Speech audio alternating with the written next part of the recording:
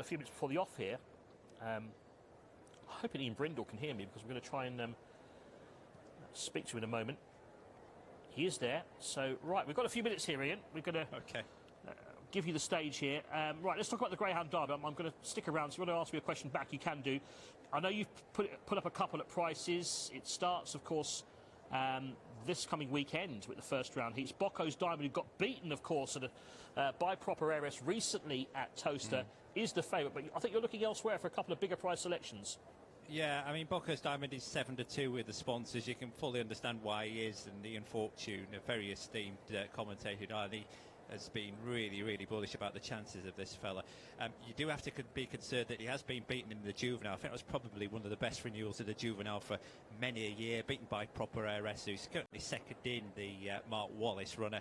And, you know, Proper Heiress has been a real mainstay for the MWD partnership, who I think have already annexed 7 Cat 1 prizes this year, and they'll be hoping they can land that one. Of course, Mark Wallace has won the Derby twice. His last Derby winner, though, was way back in 2012. So, in truth, where am I going to go? Well, I can't put up something at 7-2 where I'm not sure about the track.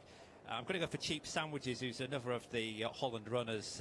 Was second, of course, in the Irish Derby behind Bocco's Diamond. He won his trial stakes. The one thing about Cheap Sandwiches, on the trial stakes that we saw that he stays particularly well, and I'd be prepared to roam with him. And the other that I did put up for my Sporting Live column, which I think is up today, it should be up anyway, Barntic Bear.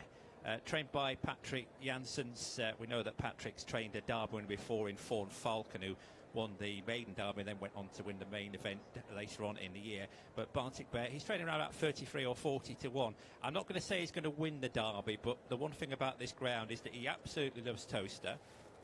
He stays well, and he's pretty intelligent in how he makes his runs. And I think those three combinations, you know, you put them all together, I think that gives you half a chance. So if I'm having 2 against the field, and bear in mind it's a pretty big field there, those have been 2 I'd perhaps be rowing with, Tony. OK, yeah, it all starts on Thursday. So having a look at the first round heats there. Proper Heiress, you mentioned Mark Wallace. It's been a while since he's won the Derby. He goes, yeah, mistake I keep making. 7:46. Proper Heiress goes in trap 4, and Cheap Sandwiches also runs on Thursday night. Ian got a good draw, I guess. Trap 6. I think it's the 9:15 heat 10 on Thursday. Yeah, it is. Make sure you don't get that wrong, because poor old Mutley will be picking you up for that. He does like mentioning about people getting. He does. Proper Heiress, I don't know why, but Proper Heiress is male. He's a boy. Exactly. I don't know why I'd have done that. There is a story behind it, but I do like the fact that Cheap Sandwiches has perhaps the best named syndicate ever. It's the Bark Wahlberg Syndicate. Absolutely brilliant. Very good. And a great name for a dog as well, isn't it? Cheap Sandwiches. And then, of course, Friday we've got another round of heats, and Saturday as well. 3 days of action there. It's always a busy weekend there at Toaster. And, you know, some big names out on the first night, though, on the Thursday. We're looking forward to that, but Cheap Sandwich is one of the ones. And Barntic Bear, you mentioned there as well. I think I fancied him for the Eclipse at Nottingham, but he didn't seem to run very well round there. It's a track I thought would have suited him. As you say, he's not blessed with the most early pace, is he, Barntic Bear? But he seems to like Toaster and stays well, as you said. Yeah, he does, and that's half the battle. I should mention about Wiki Ned, of course. Here I'm at Newcastle. He missed me to talk for about 2.5 minutes about the Derby and not mention him. He's won 4 Category 1s last year, was the GBGB Greyhound of the year.